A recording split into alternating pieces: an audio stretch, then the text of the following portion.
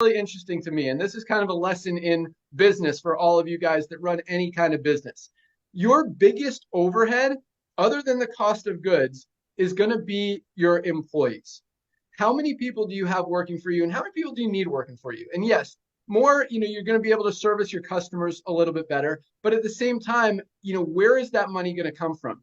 doTERRA has, I saw three different numbers. I saw 3,000, I saw 8,800, and I saw 4,461. So somewhere between 3,000 and 800 employees. Young Living said they have 3,300 employees. I mean, 3,000 employees at $30,000 a year, and some of these guys are making $1 million a year at the top. But even at $30,000 a year, that's $100 million in payroll a year. $100 million in payroll. Where do you think that money comes from? It comes from marking up the products, making the consumer, the end user, spend more money so that you can have that. Okay, we did $100 million. We did 90. I was going to recap the numbers. We did $92 million our first full year in business. 92 million.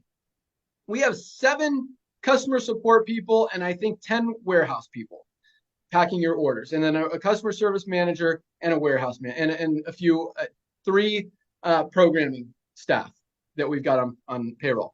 That's it, guys. I mean, less than 20 people on our payroll doing $92 million a year. That's how we're able to keep the overhead so low. That's how, and that translates into being able to provide the highest quality products out there for the lowest prices anywhere.